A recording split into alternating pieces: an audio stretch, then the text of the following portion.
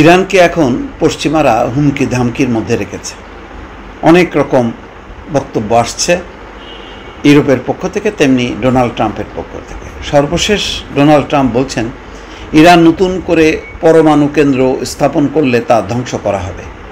মানে এটা তাদের অধিকার জন্মে গেল, যেহেতু মার্কিন যুক্তরাষ্ট্র নিজে হামলা করেছে 3টা পরমাণু স্থাপনায়। আর ইউরোপও বলছে যে তাদেরকে যদি ওই পর্যবেক্ষণ করার, পরীক্ষা করার সুযোগ না দেওয়া হয় তাহলে তারা এই ব্যাপারে ব্যবস্থা নেবে। তার মানে এক ধরনের হুমকি।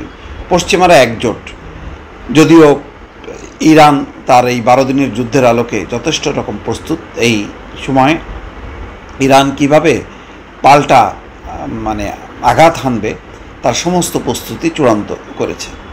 তারপরেও ডোনাল্ড ট্রাম্প পশ্চিমাদের ভয় কাটছে না যে ইরান পরমাণু যেই তাদের স্থাপনা, সেই স্থাপনার পরীক্ষা নিরীক্ষা কোন পর্যায়ে উন্নীত হয়, পারমাণবিক বোমা যদি তৈরি করে ফেলে, এই ভয়ে তারা আতঙ্কিত। এখানে বলছেন যে ইতিমধ্যে ইরানের 3টি পরমাণু কেন্দ্র পুরোপুরি বা আংশিকভাবে ধ্বংস করা হয়েছে। এগুলো কাজে লাগাতে গেলে তাদের কয়েক বছর সময় লাগবে। এখন যদি ইরান তা করতে চায় তাহলে তাদের 3টি ভিন্ন স্থানে শুরু করতে হবে। আবার যদি করতে হয় ওখানে সম্ভব না, নতুন জায়গায়। এর আগে সূত্রের বরাত দিয়ে এনবিসি নিউজ জানিয়েছে জুনে যুক্তরাষ্ট্রের হামলায় ইরানের 1টি পরমাণু কেন্দ্র ধ্বংস হয়েছে, আর বাকি 2টি সামান্য ক্ষতি হয়েছে। তা পুরোপুরি ধ্বংস হয়নি। এগুলো পুনরায় সচল করা কয়েক মাসের ব্যাপার মাত্র।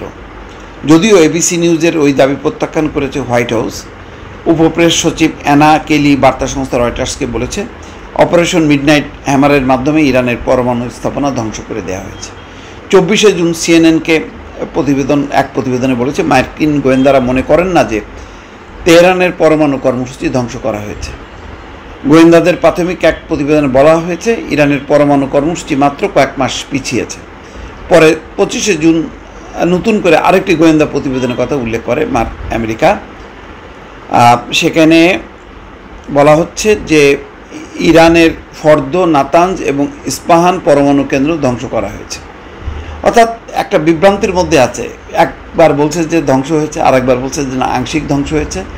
কিন্তু ভয় তাদেরকে তাড়া করছে। এই জন্য বলছে ডোনাল্ড ট্রাম্প যদি নতুন জায়গায় তাদের করতে হয় সেক্ষেত্রে তারা আবার ধ্বংস করবে সেইগুলি। এই হুমকি ধামকির মধ্যে দিয়ে তারা চলছে। তবে একটা জিনিস ভালো হয়েছে যে ইরান প্রথম যে ধাক্কাটা, সেই ধাক্কা কিন্তু তারা কাটিয়ে উঠেছে। এখন ইরানের সেই প্রাথমিক ধাক্কা কাটিয়ে ওঠার পর তারা পরবর্তী আক্রমণ কিভাবে মোকাবেলা করবে তার পূর্ণ প্রস্তুতি তারা নিয়েছে।